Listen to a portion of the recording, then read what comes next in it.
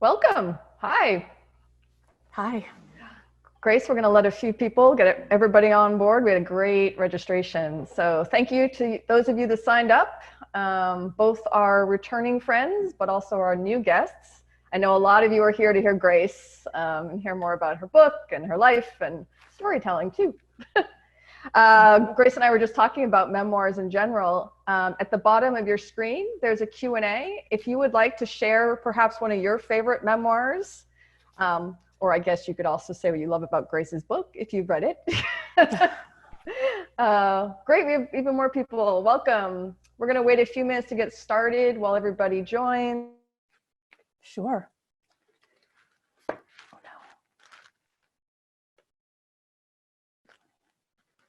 New pieces.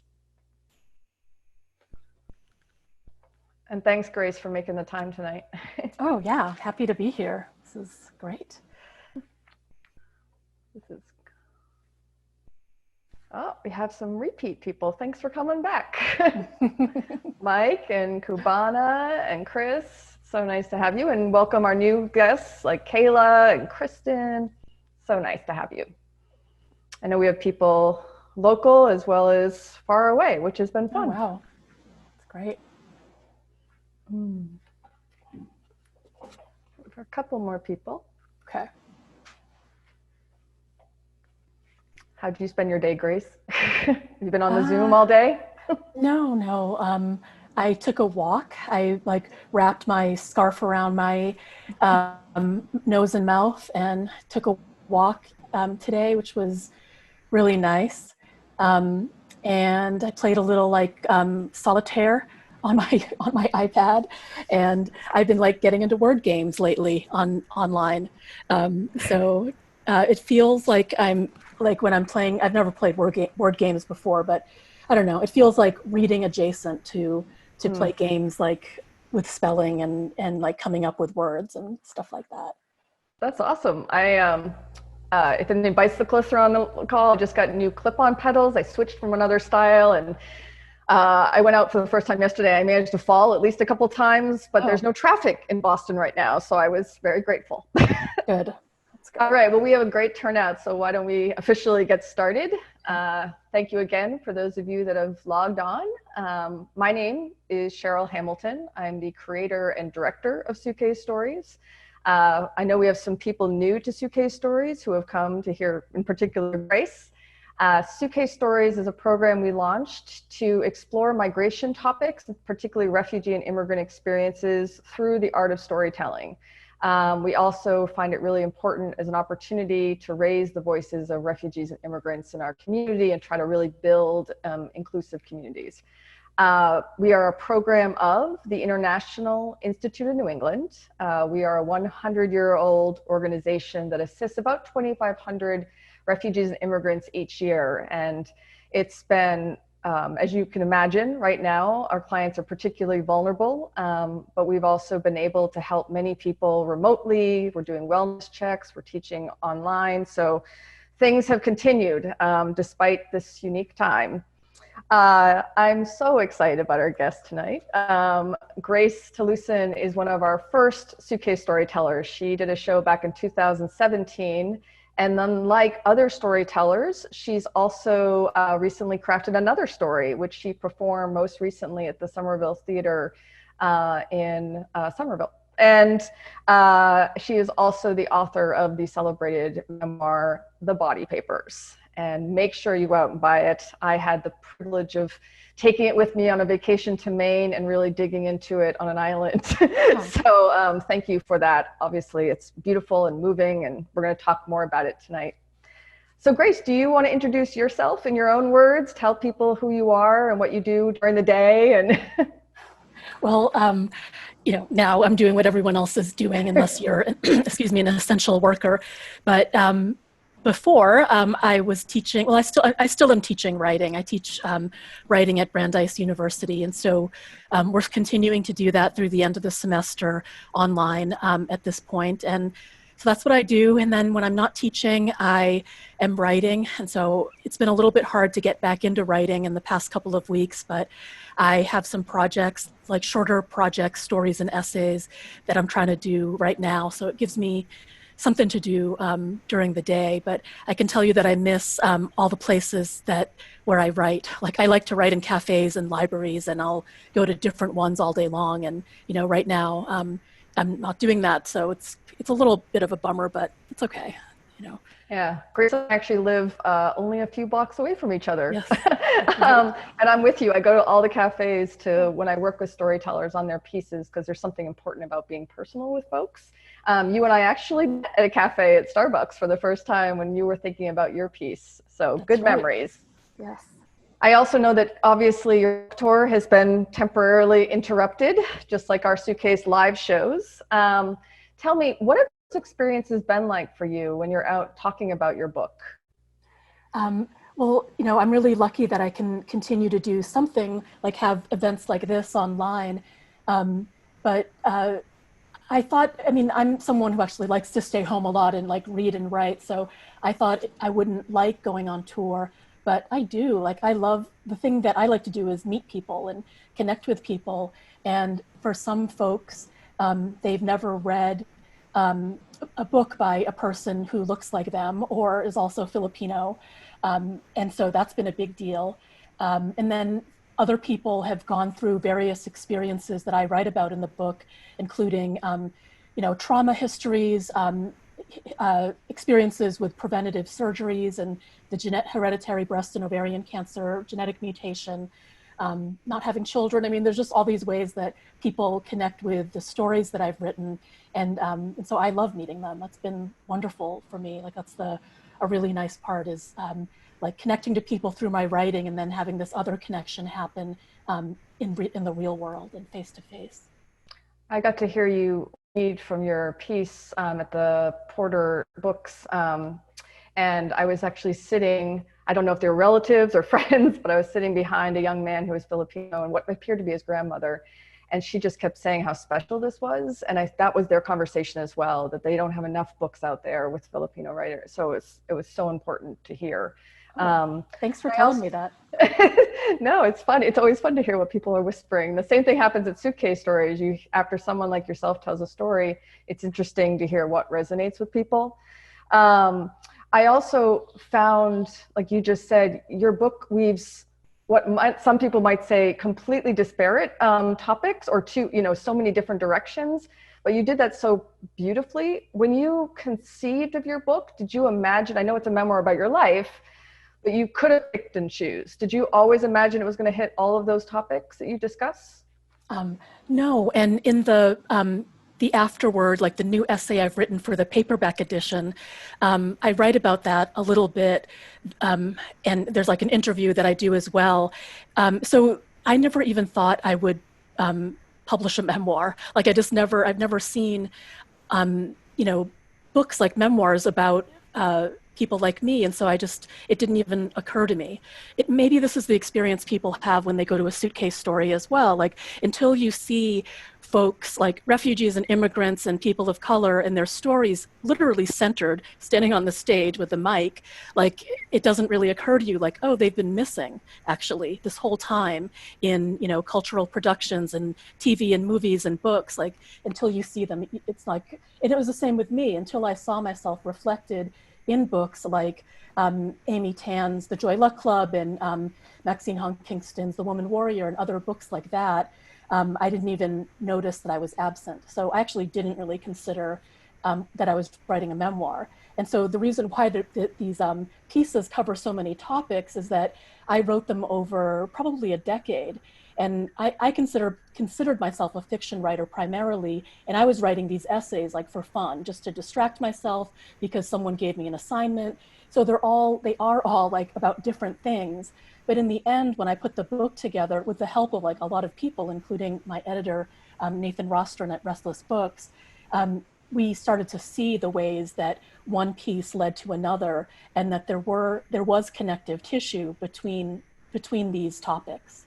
I don't know if you know, but I wrote a one-woman show that I traveled with for 5 years. And when I took, yeah, Well, it started as a book actually, and I took it to publishers, and it was about refugees, racism, and sexual assault. And the publishers were like, you can't do all those. Like, you just can't do those in one book. And it wasn't until someone said to me, have you thought of it as a script? And now I think about it, and I think with the Me Too movement and with the refugee attention, like, I was like, well, this is when I should do it. But I agree with you. I think what was fun probably seems like the weird word. What was rewarding for me to do that was that many different people could be touched by it, for different themes. And that's sort of what I hear when I go to your shows, or your readings as well. Now we're talking about storytelling.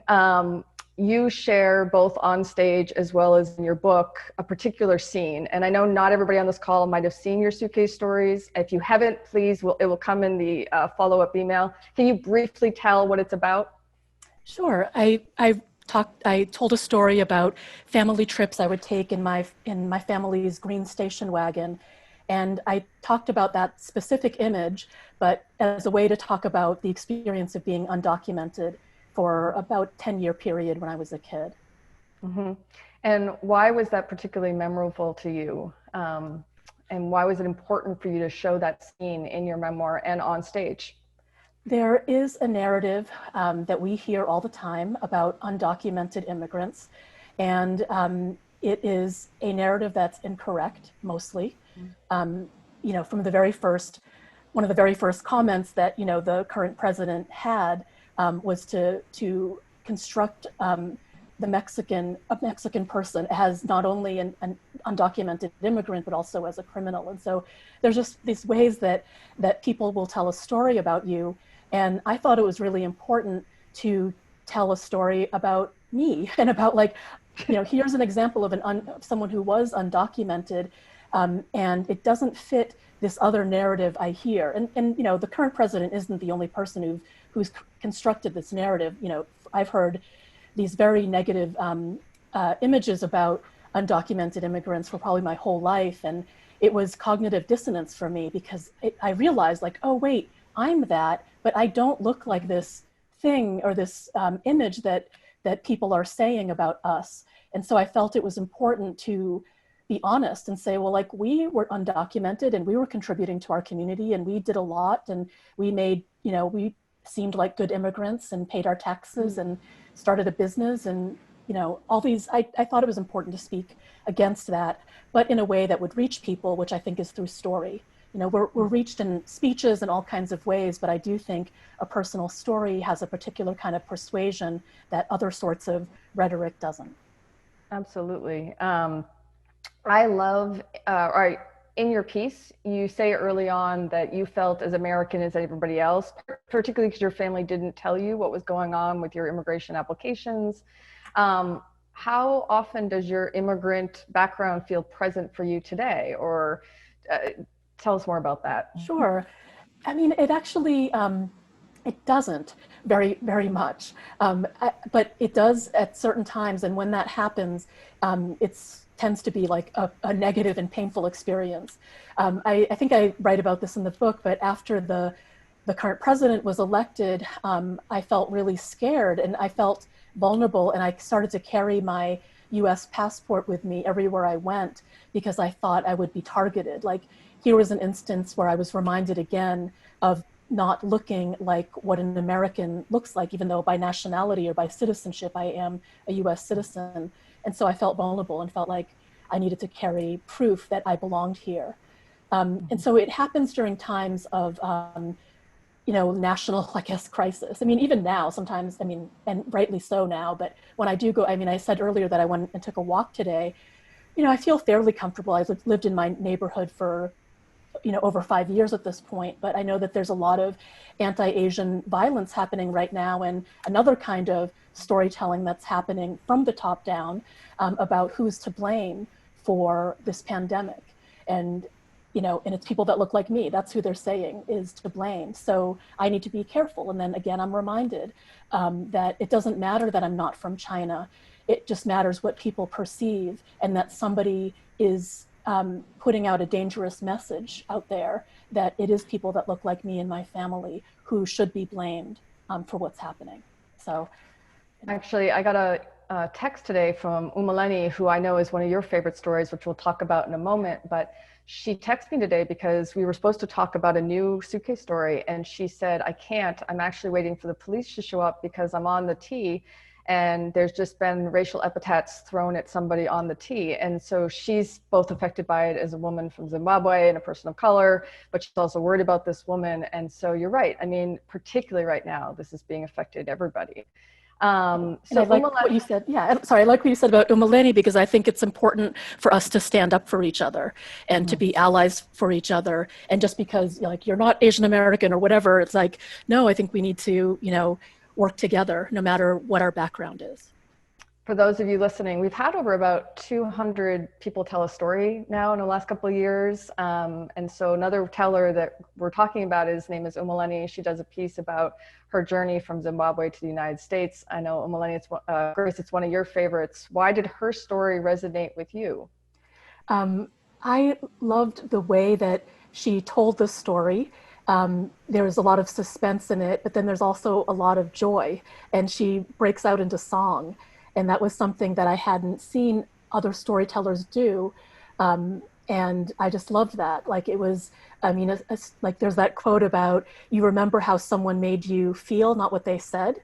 And I very much walked away with, from listening to Umaleni's story of like a feeling of pride and joy and this connection with her, like the songs that she grew up with and the language that she spoke in her, former country.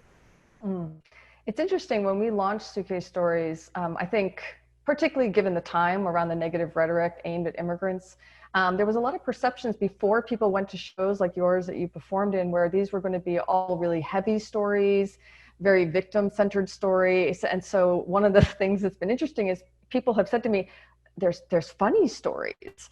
Grace, yours has so much humor in it, and they almost seem surprised. And I was like, well, life is all of it, right? None of our immigrants don't have exclusively hard lives only. There are and only difficult, dramatic moments. Right. So I don't know if you know, but we use your story to kick off every single workshop we've done for Suitcase Stories. No, I did not know that. Oh my gosh, wow. And so now I guess it's been seen by ththousands of people besides in person. And it's because I think it's one of the ones that resonates with the most people. So your story is about taking a road trip with your family. Why do you think, before I tell you, do you think it resonates with everyone so much? I think it's because it's a classic American story, right? It's a summer road trip. And how many books and movies are about road trips? Because there is that literal journey that the characters are going on. And then there's this other sort of like journey that's happening as well. And so I think that's why, because it's an American thing. I don't know. No, you're so when we bring Suitcase Stories to places that are not just immigrant and refugee participants, some people are like, well, I have nothing to do with this, right? I can't connect to this. And we say all of us have experience with our family that influence our culture, right? And all of us have gone on vacations with our families, and the way we vacation influences how we see the world. But also because it has humor, but also this deep meaning, and it questions how people should see their surroundings. I think you have that line that you were doing this to see how America memorializes the country. I had never thought about that. I mean, I've been at these places, but I didn't consider it in that same context. So as people finish the workshop, they're like, I want to look around differently in my neighborhoods, not only to see who's not being heard, but literally how do we present our communities to be inclusive, or unfortunately sometimes not. Yeah. Thank you. I want to pause for a moment, and if you have questions, for Grace, storytelling, her book, her experience in life, please add them to the Q&A, and I'll make sure to present them to her. But while we wait for those, I do want to say that you were a new storyteller when you started this 3 years ago. In the world of storytelling, we say you went from page to stage. What was that experience like, and what have you learned that's different than writing a memoir? So my comfort zone is reading from a book or a piece of paper in front of an audience. Like I can do that. I don't have to make eye contact. I usually have a podium in front of me. So for someone who is sort of an introvert or is an introvert, it's fine.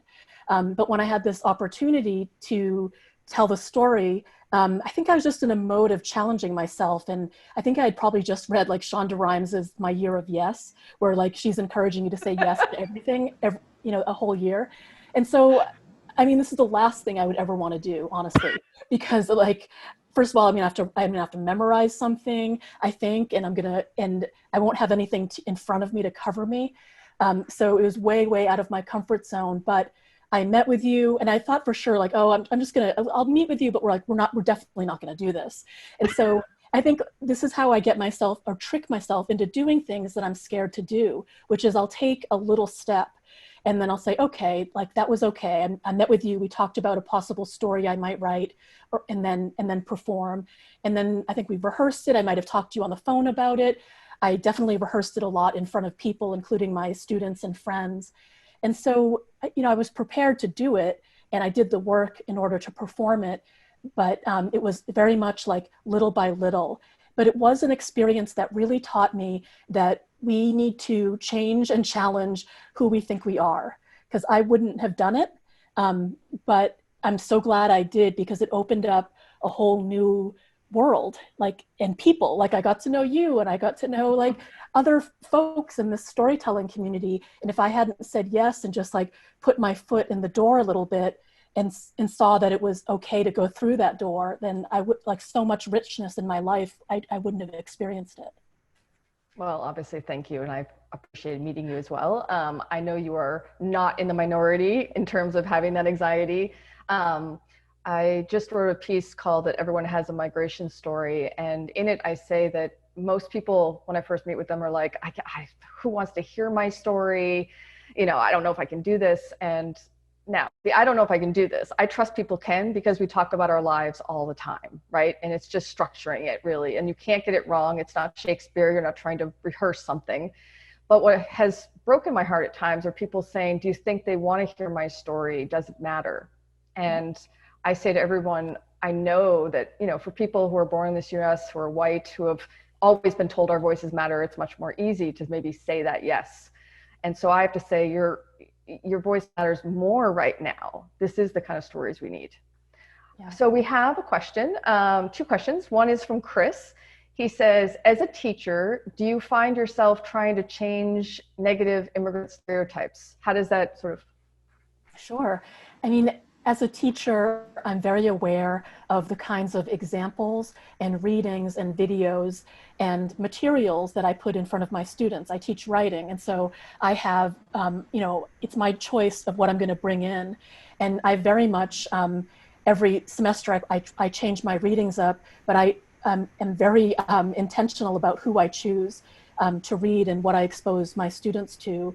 And if I have a choice between something that they'll probably encounter on their own and choosing a voice that isn't heard, like from someone from a marginalized community, immigrant, refugee, artists of color, I will always use like those stories first and try to go to those first, for sure. And that is the way. It's subtle because it's the material that is in the class and we're talking about structure and storytelling, but that is those are my examples. And so that's how I do it, is I center our voices as opposed to having it be like a special, class or a special like episode or something of class. Like, no, this is what normal is. Like, these are the texts I'm going to use.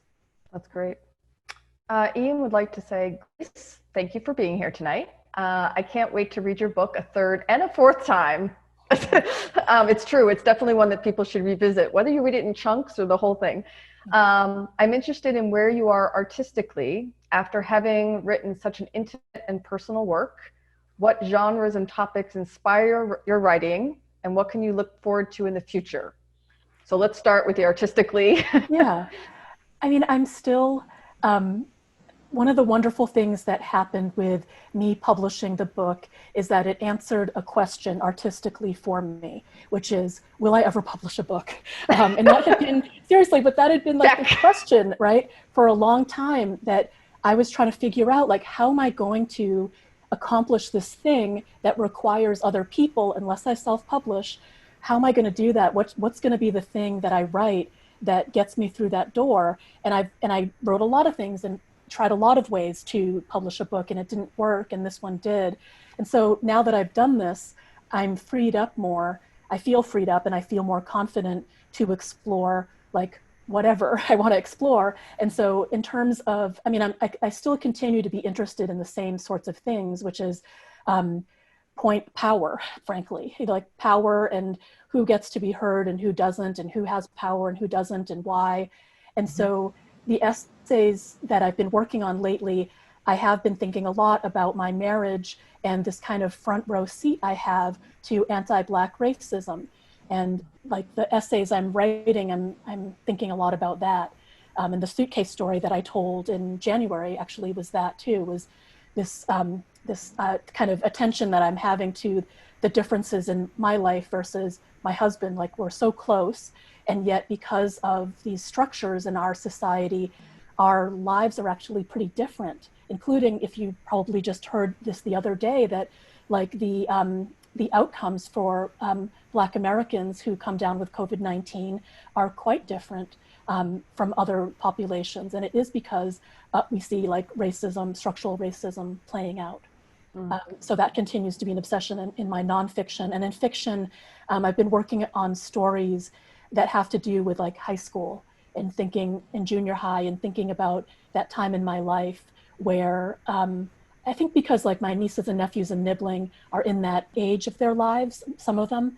And I just think about how impactful that time was, how dramatic it was also. And then in some ways, when I went to college, you could sort of let it go, or I thought I could let it go, that kind of, but I'm not even sure. In some ways, I think I still am that person in junior high and high school. So I'm studying a lot of like fiction in those spaces and thinking about friendship. But again, it is still actually about power, and the power in friendships too. I think a lot of us right now are thinking a lot about our friendships. And I was thinking, I don't know if you heard, but the 5 doctors who have died in the UK are all immigrants. And so we know that healthcare professionals, or many immigrant populations are on the front lines right now, as are US folks. So we're thinking about all of them all the time. We have more questions. Grady would like to know, she also loves your book. Thank you so much. Do you ever feel you have to juggle the various communities you are part of as an immigrant, as a woman, as a survivor? You have such a singular voice. I imagine everyone wants to claim you as their own representative. Oh my goodness. Thank you. I definitely, I mean, I get a lot of joy and like energy from being part of communities. And I think I say this in the book, but part of the tragedy of what happened to me is I felt cut off from communities.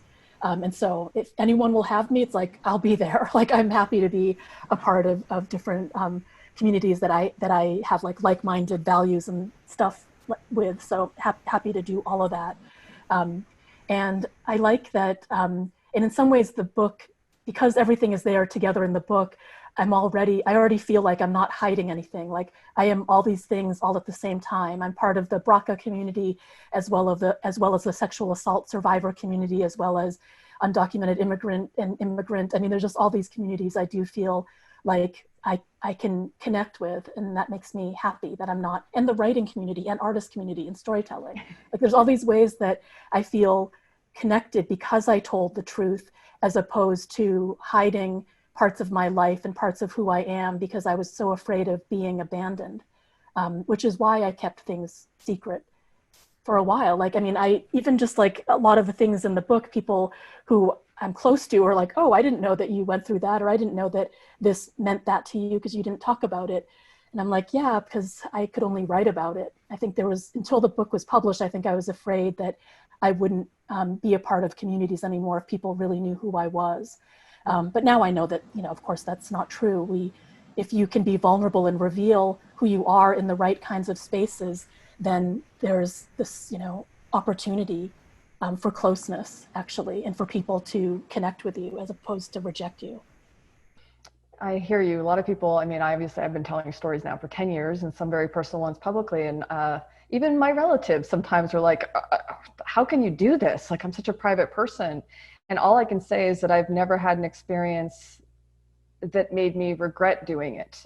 Maybe some people are uncomfortable, but usually it's that people come up and they tell you how their lives were impacted, or they share their stories. And it's true, the storytelling community multiplies your connections very quickly. So I'm glad you're joining there. I'm glad you have all those other connections. I'm going to go a little bit over time because we have another question. Happy to. We understand some people need to go, but thanks for joining us. How do you think stories can mobilize and create relations and community, particularly during this time of intense asociality? That's a new word for me. Yeah. Yeah. I think that, I mean, what do we, like, in everywhere in my life, the way that I understand life is through story. I went to church. I mean, I don't go to church now, but every single week of my life growing up, probably till I was in my mid-20s, I went to Mass, sometimes every day when I was in my early 20s. I went to Mass, Catholic Mass every day. And what was that but a story? And that the stories that we got told, and it was the same stories every year, maybe it was a different, book or gospel, but there was something about all those stories that made me feel a part of something, and a part of, like, people who not only believed in the Catholic Church, but also other Christians and people who read the Bible and stuff like that. So even like on a religious level, there was those stories.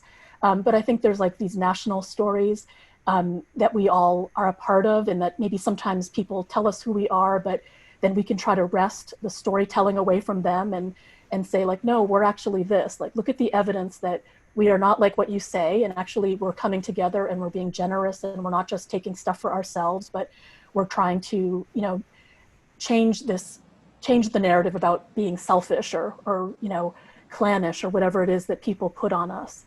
So, I mean, story is an absolutely everything. I also think that story is very important now, and we're mostly telling stories, I think, to each other, but to me, to myself. And I know I can tell you that today was hard. Like yesterday, the sun was out. I sat outside on the porch for a while. And today I had to tell myself a story because I thought, I can't do this another day. Like, I can't sit by, my husband's here, but he's working. And it's like, I mean, I just want to, like, hug my nieces and nephews and see people and, like, go to a cafe.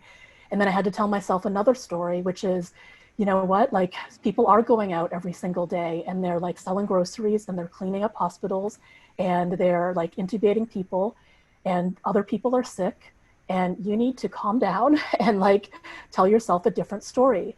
And I did. I said, okay, I'm doing this because we're all doing this together right now. And that's what we're doing. And it's not just about me. It's like everybody else we're doing this for each other. And I'm not gonna, freak out, because we're doing this for each other and the greater good and our love for each other. And and I can bear it. All I have to do is stay home. That's it. Yeah. Parts of your book were most exciting to share, and what parts were the most healing? Let's see. I guess the author's note, in terms of, like, what was exciting to write and ultimately share. It's the first place where people probably hear my voice. And it's kind of a different voice from the rest of the book, because I wrote it a few months after the book was done. And plus it took me like 10 years to write some of the things in the book. So it was most exciting because it was the last thing I wrote. And it meant that the book was done and that this was really going to be a thing. Because the whole time that I had the book deal and we were editing, and even almost to printing, I still didn't believe that it would be possible that I would have this book, because all kinds of reasons, I didn't think it would happen.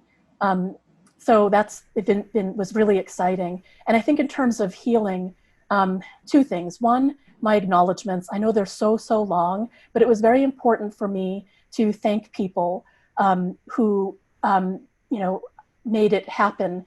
And they made it happen over years and years of my life. And I didn't even include everybody because I was starting to get embarrassed about how long my acknowledgements were. So it felt really healing to do that. And also a way that got me through all the years of rejection as I wrote was I wrote acknowledgements all the way through. Like, sometimes if I was like really despairing about whether I would ever publish a book, is I would take out my acknowledgements file and write who I was grateful to for helping me be a writer. And so that, I mean, it's like this exercise, but it was, I don't know, maybe people do it when they want to be actors and they think of themselves giving their Oscar speech or something, but it was like, it's a gratitude exercise. So I thought it was healing, and it kept me motivated. And then of course, like the bit about my being honest about the kind of mental impact, anxiety, depression, and of what happened after my traumatic history, and also writing about what happened actually, and having people know what happened.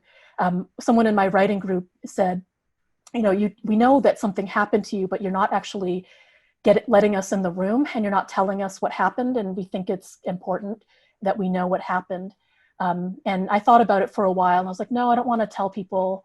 And then I thought, no, I think it's important actually to open that part of my life up. And so that felt healing, because then I wasn't carrying it alone. Thank you for that question. Again, it's absolutely beautiful. And it reminds me, as you said, like being open to sharing everything. I love backstories on stories. There could be a backstory in the backstory. But I read an article today that said, it's so often, particularly during times of trauma, like the Boston Strong or US Strong. And it was written by a psychologist that said, it's okay to say that you're not feeling strong right now. In fact, we need to be sharing to each other when we need to be kind and loving to ourselves and be honest, because otherwise we alienate people who are afraid to say, this is difficult. So to everyone on the call, however you are feeling, Grace and I are behind you. And Grace, I really hope that everyone on this call, if they have not read your book, do.